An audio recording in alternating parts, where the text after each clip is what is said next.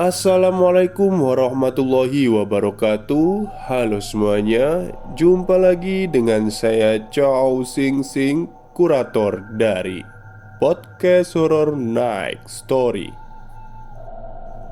Halo, apa kabar semuanya? Semoga kalian sehat ya. Dan seperti biasanya pada malam hari ini saya kembali dan akan membawakan sebuah kisah mistis untuk kalian semua. Dan khusus hari ini saya akan membawakan dua cerita mistis maksudnya, dari Mas Andri dan Mas Aldi. Oke, seperti apa kisahnya? Mari kita simak. Halo, selamat malam Bang Chow Sing Sing. Apa kabar? Semoga channelnya semakin sukses, keren dan berkembang. Amin. Saya Aldi. Saya ingin menceritakan cerita pengalaman mistis saya dengan saudara saya. Saya memiliki dua saudara. Yang pertama panggil saja Wahyu. Dia anak keempat dari 4 bersaudara. Dia anak dari istri pertama Pak D saya.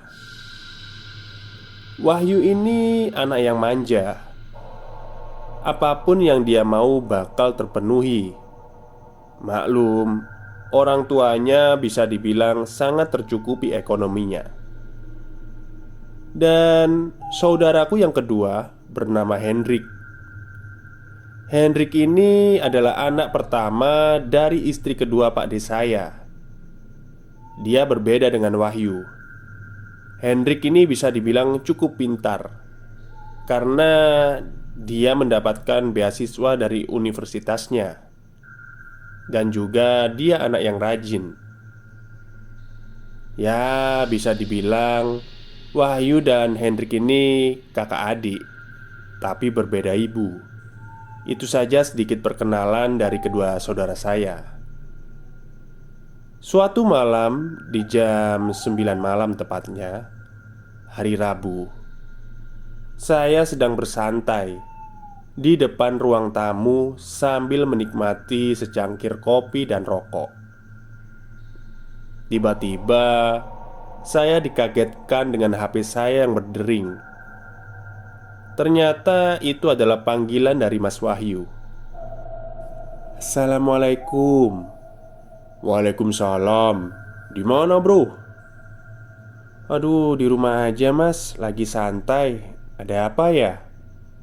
Oh, yuk ikut aku ke diskotik. Dengan siapa aja mas? Sama Hendrik. Oh, oke deh mas, OTW. Akhirnya saya pun berangkat dengan motor ninja kesayangan saya.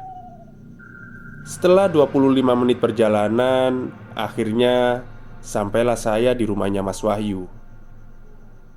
Waduh, lama banget sampainya. Ya, namanya juga lagi nyantai mas, menikmati perjalanan. Mas Hendrik beneran mau ikut? Ya ikut, orang diajak sama Mas Wahyu. Ya wes mas. Ayo mas berangkat sekarang aja. Apa ngopi dulu? Aduh nggak usah lah, langsung kita ke diskotik aja, kata Mas Wahyu. Kami bertiga pun berangkat. Saya mengendarai Ninja saya dan Mas Wahyu mengendarai NSR-nya. Dan Mas Hendrik mengendarai motor karismanya. Kami pun berangkat dan menikmati dinginnya malam menuju diskotik yang biasa Mas Wahyu kunjungi. 45 menit berlalu dan kami sampai di tujuan. Saya bersama Mas Hendrik pun duduk di suatu meja, sedangkan Mas Wahyu menghilang mencari kesenangannya sendiri. Saya pun memesan sebotol minuman, sedangkan Mas Hendrik hanya memesan minuman non-alkohol. 2 jam kami bersantai sambil menikmati suara DJ yang sedang bermain. Akhirnya Mas Wahyu pun datang sambil memegang seorang wanita. Ya, sebut saja namanya Santi. Dan akhirnya kami berdua pun berkenalan. Bisa dibilang Mas Wahyu ini adalah seorang playboy.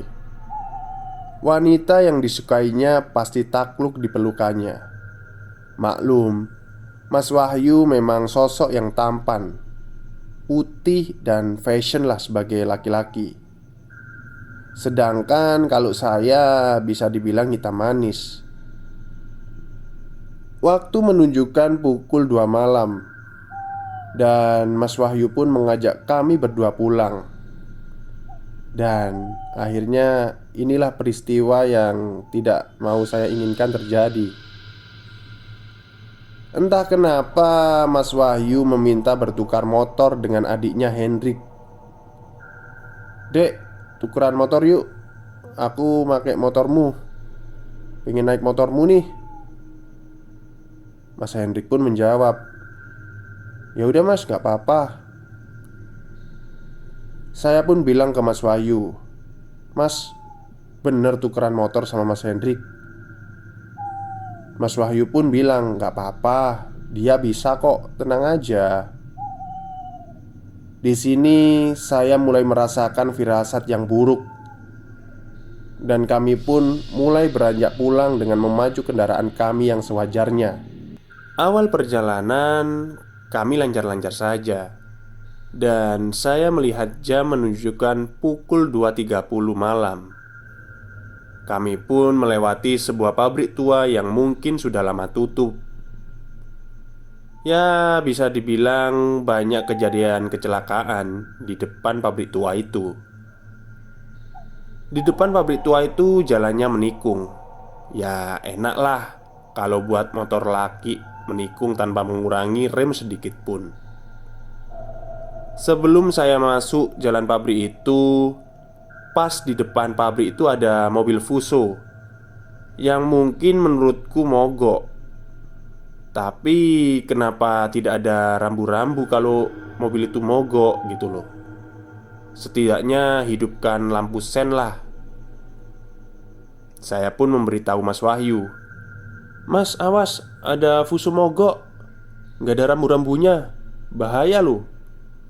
"Wah, iya bahaya nih dek," kata Mas Wahyu menjawab. Saya pun melihat ke belakang. "Mas Wahyu, Mas Hendrik kok gak kelihatan?" "Iya juga ya.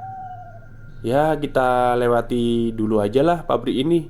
Nanti di depan pabrik kita tunggu." Kami pun melewati pabrik tua itu.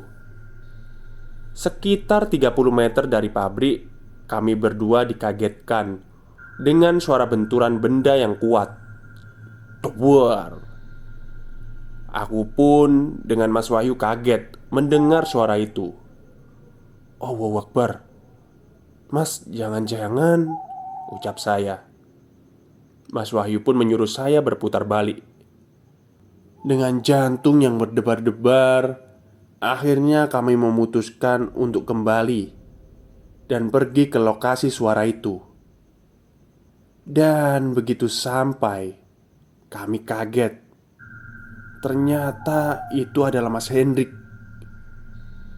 Saya dan Mas Wahyu pun langsung lari dan mendekati Mas Hendrik. Kami pun sempat bingung bagaimana caranya menarik badan Mas Hendrik, karena motor yang dipakai masuk ke dalam pantat Fuso dan ban belakangnya masih berputar dengan kencang, sehingga asap dari ban itu menutupi semua motor dan badan Mas Hendrik. Aku pun meraba mencari stop mesin. Dan setelah aku menemukannya, aku mematikannya. Mas Wahyu pun menarik motor dan aku menarik badan Mas Hendrik. Betapa kaget dan lemasnya aku saat melihat kepala Mas Hendrik pecah, menghantam pantat besi Fuso itu, sampai helm yang dipakai Mas Hendrik terpecah menjadi dua bagian. Aku pun meletakkan badan Mas Hendrik di pangkuanku. Dengan derasnya darah keluar dari kepalanya dan membasahi semua badanku. Dan aku mendengar suara orang yang mengorok di mulut Mas Hendrik. Sepertinya ajal akan menjemputnya. Aku pun tercetus bicara ke Mas Hendrik. "Istighfar mas, bertahan mas." Mas Wahyu pun mencari pertolongan. Sedangkan waktu itu jalanan sepi sekali. Akhirnya Mas Wahyu menelpon orang tuanya, mengabarkan bahwa Mas Hendrik kecelakaan menabrak Fuso. Dan tidak begitu lama, sekitar 15 menit Pak Deku sudah datang. Cepat sekali. Ya, karena lokasi kecelakaan sudah dekat dengan rumah mereka. Akhirnya Mas Hendrik pun langsung dimasukkan ke mobil. Di dalam perjalanan aku terkejut karena suara ngorok yang keluar dari mulut Mas Hendrik. Dan kurasakan denyut nadinya sudah tidak ada. Dan akhirnya Mas Hendrik meninggal dalam perjalanan menuju rumah sakit. Aku pun menutup mata Mas Hendrik dan memberitahu Pak D. "Pak D, Mas Hendrik sudah tidak ada." "Innalillahi wa inna ilaihi raji'un," ucap Pak Deku dengan nada lemas. "Ya, kita bawa masmu ke rumah sakit. Setidaknya jenazahnya dibersihkan dan ditutup kepalanya yang pecah itu, supaya darahnya tidak terlalu keluar," kata Pak D. Aku pun menjawab, "Iya Pak D." Mas Wahyu hanya terdiam dan menangis melihat adiknya yang sudah meregang nyawa dikarenakan menubruk pantat Fuso itu. Dan entah kenapa Pak Deku mengucap dalam perjalanan ke rumah sakit, "Kenapa bukan kamu saja yang mati, Wahyu?" Mas Wahyu dan aku hanya terdiam. Akhirnya kita pun sampai di rumah sakit. Dan jenazah Mas Hendrik dibersihkan oleh petugas rumah sakit. Jam 7 pagi, jenazah Mas Hendrik dibawa ke rumah Pak Deku. Tangis pecah saat kedatangan jenazah Mas Hendrik. Budeku sampai pingsan, seakan-akan tidak percaya bahwa anak yang disayanginya telah meninggal. Jam 8, jenazah Mas Hendrik dimandikan. Darah pun tetap mengucur dari kepalanya. Akhirnya jam setengah 11, jenazah Mas Hendrik dimakamkan. 2 minggu berlalu dari kejadian itu. Aku bermain ke rumah teman akrabku, namanya Yonata.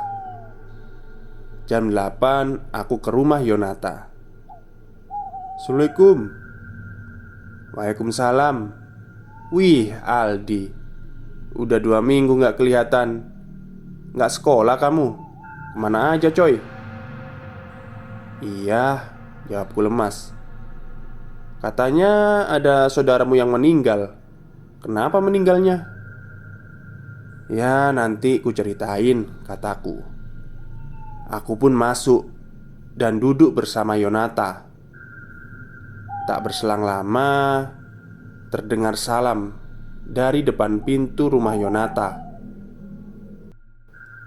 Akhirnya kami berdua keluar. Ternyata itu adalah Edi. Dia adalah temanku dan temannya Yonata. Cuma Edi ini orangnya istimewa. Ya bisa dibilang indigo lah. Edi pun masuk lalu bertanya kepadaku, Aldi, udah lama gak kelihatan. Kamu kok gak sekolah?" "Iya Ed, ada saudara yang meninggal. Meninggal kenapa? Sakit? Tanya Edi. Ya, ini mau saya ceritain, kataku. Kami bertiga pun masuk ke kamar Yonata. Saya duduk dan menceritakan semua kejadian. Kami pun sontak terkejut saat dinding kamar Yonata terdengar ada suara rintihan meminta tolong. Tolong, tolong. Dengan lirihnya suara itu. Oh, mungkin ada suara di dinding gitu ya, mungkin ya. Aku pun bertanya, "Yon, kamu dengar nggak?" Edi dan Yonata pun menjawab, "Iya dengar." Akhirnya Edi mengajak kami mengecek arah suara tersebut.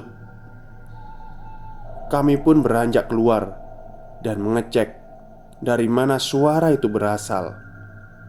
Dan hasilnya nihil. Tidak ada siapapun di sana.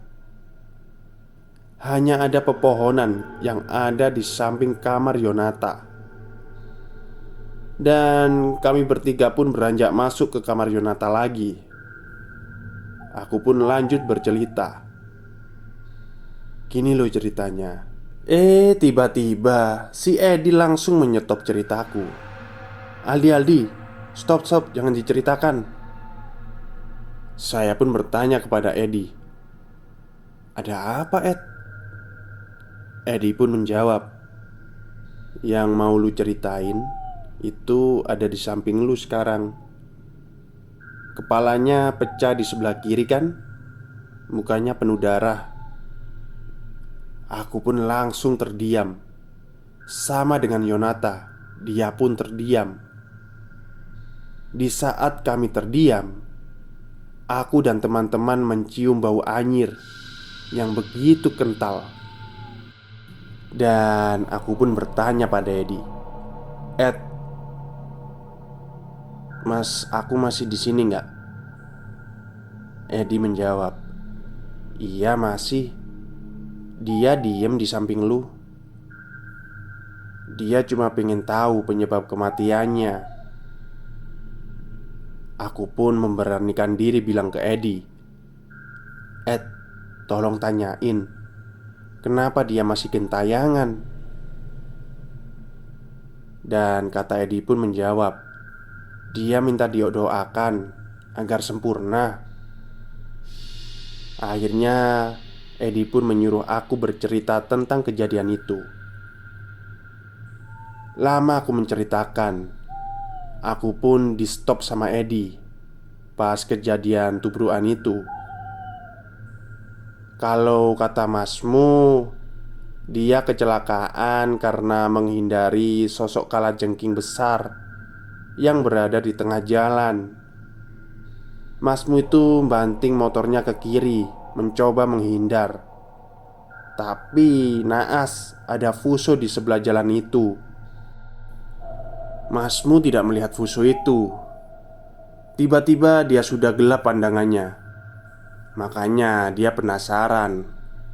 Dia sedang nubur apa sih waktu itu? Ya intinya dia mau tahulah matinya kenapa, ucap Edi.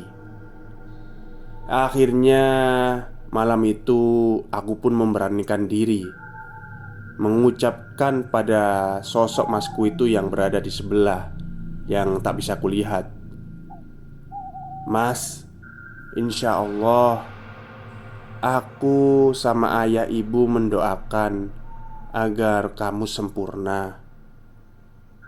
Dan Edi tiba-tiba menangis. Kutanya, "Kenapa Edi menangis?" "Almarhum masmu meluk kamu, Al. Dia bilang terima kasih." Dan perlahan-lahan sosok saudaraku itu menghilang, kata Edi. Akhirnya aku, Edi, Yonata sepakat bertemu dengan orang tuaku esok harinya. Karena ayah dan ibuku sangat dekat sekali dengan almarhum. Sudah kayak anak sendiri. Jam 8 malam pun tiba. Yonata dan Edi datang ke rumahku dan menceritakan tentang kejadian semalam. Ayah dan ibuku menangis, seakan teringat lagi tentang sosok Mas Hendrik. Tiba-tiba Mas Hendrik datang lagi dengan bentuk yang seperti kemarin malam. Dan Edi pun berbicara kepada ayah dan ibuku. Mas Hendrik meminta maaf bila ada salah dengan kalian. Dan Mas Hendrik meminta doanya untuk disempurnakan. Ayah dan ibuku pun menjawab, "Iya Le, insya Allah Pak Le sama Bu Le mendoakanmu." Akhirnya sosok Mas Hendrik pun pergi. Dan lagi-lagi Edi menangis melihat pemandangan itu yang tidak bisa kita lihat. Ternyata kata Edi, Mas Hendrik itu sedang mencium tangan ayah dan ibuku. Ya memang ayah dan ibuku ini menganggap Mas Hendrik seperti anaknya sendiri. Keesokan harinya aku dan keluargaku ke rumah orang tua Mas Hendrik menceritakan apa yang terjadi. Tidak lupa Edi pun ikut, karena dia yang bisa melihat masku itu. Malamnya pas azan maghrib berkumandang, kami pun sholat maghrib bersama-sama. Kami berdoa agar Mas Hendrik dimaafkan dosanya dan disempurnakan. Tak terasa waktu menunjukkan jam 10 malam. Akhirnya kami pun pamit pulang kepada ibunya Mas Hendrik. Keesokan harinya Edi datang ke rumah dan berbincang kepada kami. Ya mungkin ini ya yang dinamakan kekuatan doa. Jadi si Edi ini menawarkan kepada aku, ayah dan ibu untuk bisa melihat Mas Hendrik. Kami pun berkumpul dan mengucapkan dalam hati, "Mas Hendrik, Mas Hendrik."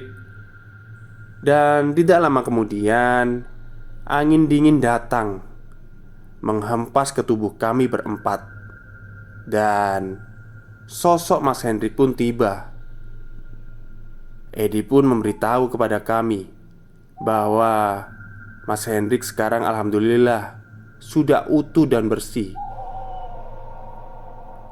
Edi pun berbicara kepada kami, "Mas Hendrik berterima kasih sama keluargamu karena sudah menyempurnakannya.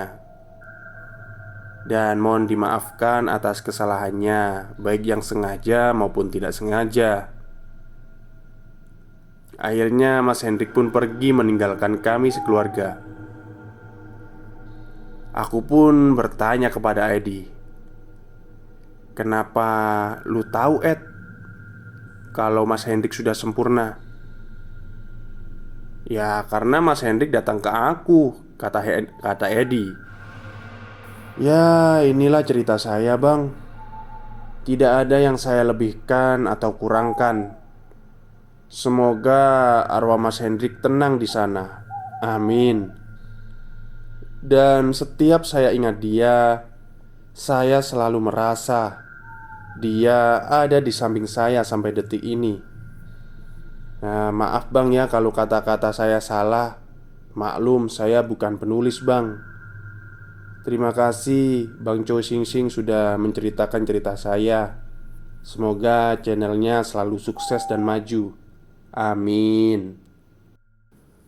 Oke, terima kasih kepada Mas Aldi yang sudah menceritakan eh, kisahnya ya kepada saya lewat sebuah tulisan.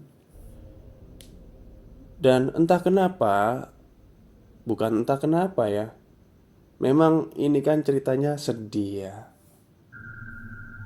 Jadi saya itu nggak berani, maksudnya itu nggak sopan lah ya. Misalnya saya ada komentar-komentar gitu. Biasanya kan dalam cerita saya selalu nyeletuk gitu ya. Cuman ini tadi kok kayaknya nggak baik aja gitu loh, nggak sopan aja kalau saya nyeletuk. Ya saya doakanlah Semoga Mas Hendrik tenang di sana. Amin. Oke, mungkin itu saja yang bisa saya ceritakan pada malam hari ini. Dan selanjutnya cerita kedua. Assalamualaikum warahmatullahi wabarakatuh. Perkenalkan, namaku Andri Wahyudi. Lebih tepatnya Mario Andri Wahyudi. Aku berasal dari Malang, Jawa Timur. Dan usiaku sekarang 20 tahun. Aku anak bungsu dari 4 saudara. Tapi aku dilahirkan berbeda dari saudara-saudaraku yang lain. Jadi, aku ini bisa merasakan dan melihat, bahkan berkomunikasi dengan mereka yang tak kasat mata.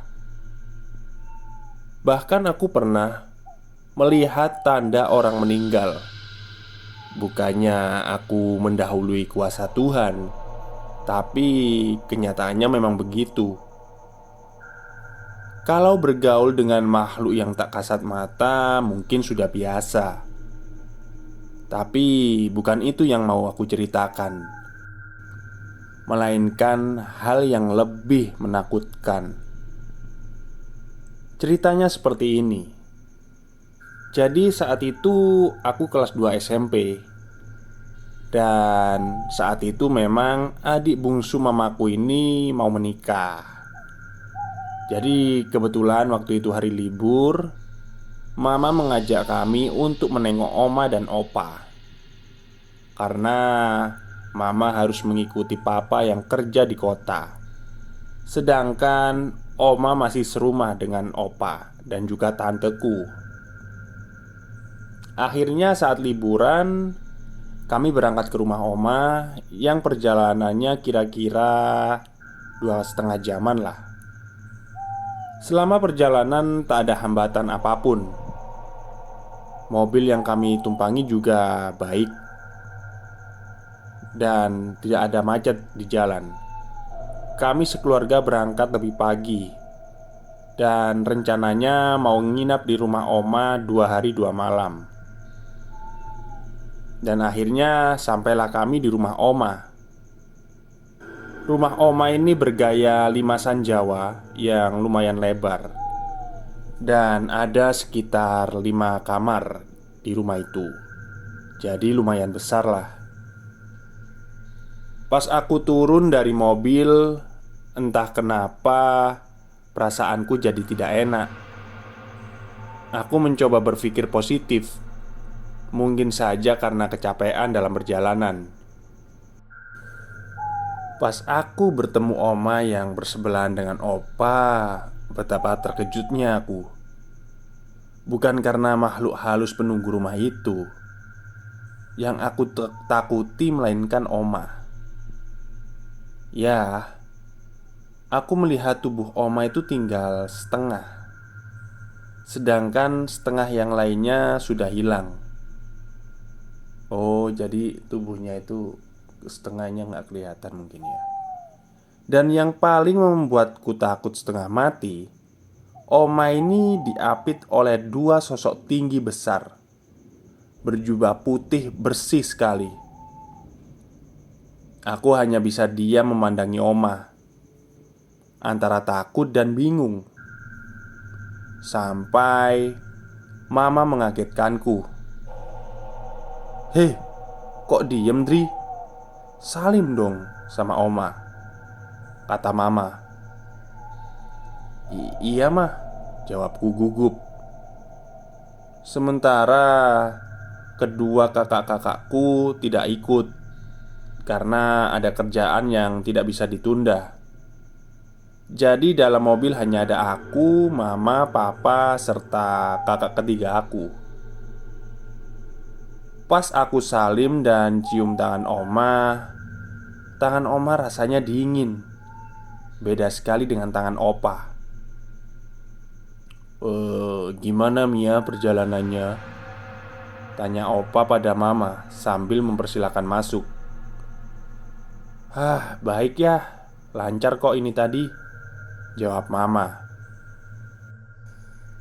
Ada sifat Oma yang tak seperti biasanya. Oma yang biasanya orangnya cerewet, kini beliau agak pendiam.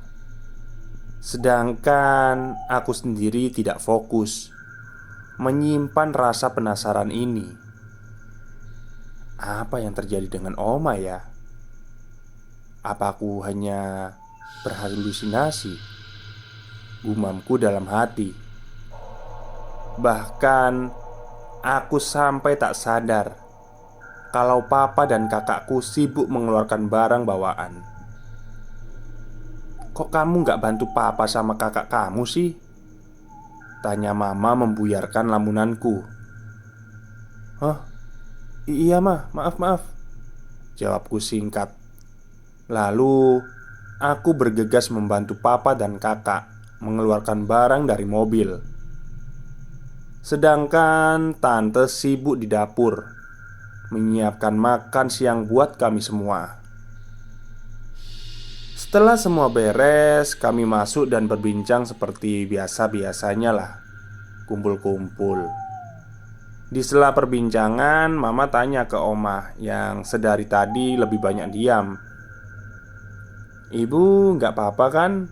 tanya mama. "Enggak kok, cuma lagi pegel aja ini badan," jawab Oma. "Ya udah, istirahat aja dulu," kata mama. "Ya nantilah, habis makan siang," jawab Oma lagi. Sedangkan aku tak berani memandang Oma yang duduk berdampingan dengan Opa. Aku hanya bisa menunduk. Aku takut dengan apa yang aku lihat. Tak lama kemudian tanteku datang. "Ayo makan dulu, semuanya udah siap," ajak tanteku. Akhirnya kami semua menuju ke ruang makan. Saat itu aku tidak selera makan, tapi untuk menghargai tanteku, akhirnya aku ikut makan walaupun sedikit. Setelah makan aku pamit ke kamar dulu. "Mah, aku ke kamar dulu ya. Aku mau ganti baju nih, gerah soalnya," pamitku pada mama. "Oh ya udah, ganti sana," jawab mama singkat. "Mah, aku juga ya." Kak Dion mengikutiku. "Rindri tunggu," jawab Kak Dion. Akhirnya kami sekamar bersama. Kami memang satu kamar karena kami sama-sama laki-laki. Setelah di kamar, kami tak saling mengobrol. Kak Dion asyik dengan ponselnya, sedangkan aku langsung merebahkan diri sambil mencerna apa yang aku lihat tadi. Sampai akhirnya rasa kantuk mulai menyerang. Aku pun tertidur. Begitupun dengan Kak Dion yang ikut tertidur di sebelahku. Tak terasa sore pun tiba. Dan tak terasa kami tertidur kurang lebih selama 2 jam. Jadi ini saatnya kami mandi. Di saat giliran aku mau mandi, tanpa sengaja aku bertemu dengan Oma. Dek, jantungku ini rasanya mau copot. "Mau mandi?" tanya Oma tiba-tiba. Aku langsung menunduk sambil menjawab dengan gugup. Iya mah, Oma," jawabku singkat. "Ya udah cepetan, keburu dingin airnya," suruh Oma. "Iya Oma," jawabku singkat lagi dan langsung masuk ke kamar mandi. Dalam kamar mandi, aku berpikir, kenapa kami harus menginap 2 hari 2 malam di sini ya? Aduh, aku jadi pengen pulang nih, gumamku dalam hati. Setelah mandi dan ganti baju di kamar, aku sengaja tidak keluar dari kamar karena aku takut dengan 2 sosok tinggi besar yang mengapit tangan Oma. Sebetulnya aku ingin cerita, tapi aku takut untuk bicara tentang apa yang aku lihat. Selama 2 hari 2 malam, aku harus menahan melihat sosok yang membuatku takut itu. Akhirnya, hari yang aku tunggu datang. Kami akhirnya pulang juga. Sepanjang perjalanan, aku lebih banyak diam, tidak seperti saat berangkat. 3 bulan lagi tanteku akan melangsungkan pernikahan itu. Artinya aku harus kembali ke rumah oma dan opa. Jujur, aku belum siap saat itu. Mau menolak ikut pun juga tidak mungkin, karena itu pernikahan tanteku. Singkat cerita, waktu pun telah berjalan, dan aku pun sudah bisa melupakan kejadian di rumah oma, walaupun belum sepenuhnya. Pikiranku sudah mulai teralihkan dengan kegiatan sekolah dan teman-teman. Dan tak terasa, esoknya kami sekeluarga harus ke rumah oma dan opa kembali. Aku berusaha mencari alasan agar aku tak ikut. Aku pun memberanikan diri bicara pada mama. Mah, kalau seandainya aku nggak ikut gimana?" Tanyaku hati-hati. "Hei, ini pernikahan adik bungsu mama. Emang kamu nggak mau apa lihat tante kamu menikah?" Jawab mama. Tapi mah," kataku sambil berusaha membantah. "Udah, nggak usah banyak alasan kamu. Pokoknya besok kita semua harus kumpul," jawab mama ketus. Aku meninggalkan mama di ruang tamu sendiri dan menuju kamar tanpa bicara lagi. Keesokan harinya kami sekeluarga berangkat ke rumah oma. Tapi sepanjang perjalanan perasaanku tidak enak lagi. Kayaknya aku harus ketemu lagi nih sama 2 orang besar yang mengapit oma.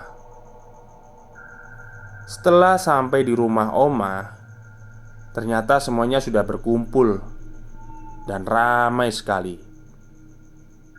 Mereka tampaknya bahagia dan ya bersenang-senang.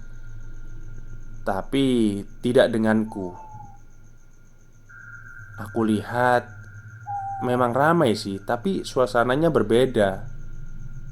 Aku hanya bisa melamun di sudut rumah sampai opa menghampiriku. "Dri, kok kamu nggak gabung sama kakak-kakak kamu sih?" tanya opa. "Oh iya pak, sebentar lagi ya aku nyusul," jawabku. Akhirnya kami bergabung bersama kakak dan kerabatku yang lain. Pikiranku sedikit teralihkan sampai oma datang menghampiri kami. "Ayo makan dulu. Kalian sudah makan belum?" ajak oma. Begitu aku melihat oma lagi, dek, jantungku terasa copot kali ini. Apa yang aku lihat lebih serem dari sebelumnya. Ya, aku melihat tubuh dan bayangan oma terpisah, tidak menyatu. Dalam hati aku berucap, "Ya Tuhan, apa itu rohnya oma?" Tapi siapa 2 sosok tinggi besar berjubah putih itu? Gumamku dalam hati. Jujur, aku sangat tidak tenang saat itu. Akhirnya pesta pun usai. Dan tepat di malam kedua setelah pesta itu ya, tiba-tiba di rumah opa ada pemadaman listrik serentak. Padahal ini jarang terjadi. Akhirnya kami pun memutuskan untuk tidur karena saat itu tepat jam 10 malam. Keesokan paginya, ketika kami siap-siap untuk kembali pulang, Opa bermaksud membangunkan Oma karena tak biasanya Oma bangun siang, bahkan jam 7 lebih. Begitu Opa menyentuh tubuh Oma, betapa terkejutnya Opa karena tubuh Oma sudah tidak merespon dan sudah dingin waktu itu. Opa segera memanggil Papa dan Mama. "Aji, kok tubuh ibumu dingin semua? Kok nggak gerak?" kata Opa gugup. Papa yang beres-beres langsung menuju kamar Opa. Pas Papa mengecek denyut nadi Oma, ternyata Oma sudah tidak ada. "Innalillahi wa inna ilaihi roji'un," kata Papa pelan. Sedangkan Om Rendra, suami tanteku, berusaha menenangkan Opa. Begitu juga dengan kakak-kakakku. Saat itu Mama dan Tante belum tahu karena masih berbelanja di pasar. "Yogi, tolong panggilkan dokter puskesmas ya untuk memastikan keadaan Oma," pinta Papa pada kakak sulungku. "Iya Pak," jawab Kak Yogi, dan langsung menuju ke puskesmas yang letaknya tak jauh dari kediaman Oma. "Cikal, kamu tolong cari Mama dan Tante. Kamu ke pasar ya sekarang," perintah Papa. Langsung saja Kak Cikal segera berangkat menyusul Mama dan Tante. "Untuk Dion dan Andri, tolong tenangkan Opa. Dion tolong ambilkan minum dulu di dapur buat Opa," jawab Papa. "Iya Pak," jawab Dion sambil berlalu menuju dapur. Sedangkan aku sendiri berusaha menenangkan Opa. Tak lama kemudian Mama, Tante, serta Kak Cikal datang, disusul dengan Kak Yogi dan Dokter Putra. Mama dan Tante tak kuasa menahan tangis. Dan saat itu mereka saling berpelukan sambil memanggil nama Oma. Sedangkan hasil diagnosis dari Dokter Putra, dokter menyatakan bahwa Oma ini sudah meninggal karena serangan jantung. Singkat cerita, setelah 7 hari kematian Oma, aku melihat Oma menaiki tangga yang tinggi, tinggi sekali, menuju pintu gerbang yang begitu besar. Oma mengenakan gaun batik warna putih bermotif bunga, dan wajah Oma begitu cantik waktu itu, segar dan tersenyum padaku. Itulah sedikit ceritaku tentang kematian omaku. Sebetulnya banyak sekali yang ingin aku ceritakan, ya, tentang mereka yang tak kasat mata, tapi mungkin ini dulu. Terima kasih. Assalamualaikum warahmatullahi wabarakatuh. Baik, terima kasih kepada Mas Aldi dan Mas Andri yang sudah mengirimkan kisah mistisnya pada podcast Horror Next Story. Dan memang tidak seperti biasanya ya. Biasanya kan satu video, satu cerita. Cuman ini memang saya gabungkan dua cerita dalam satu video karena saya perkirakan cerita kali ini itu kalau dibuat satu video itu terlalu pendek, cerita kali ini ya. Jadi memang saya gabungkan aja lah. Dan kebetulan kategorinya sama. Dalam artian apa ya, ini kan sama-sama tentang membahas kematian dan ya keluarga gitu. Jadi ya kebetulan sama juga dan saya gabungkan. Ya mungkin itu saja dari saya ya. Karena kalau terlalu pendek nanti takutnya kalian juga kecewa. Kalian kan sukanya yang panjang-panjang. Oke, terima kasih kepada semuanya yang sudah mendengarkan pada malam hari ini. Semoga kalian semua terhibur. Selamat malam dan selamat beristirahat.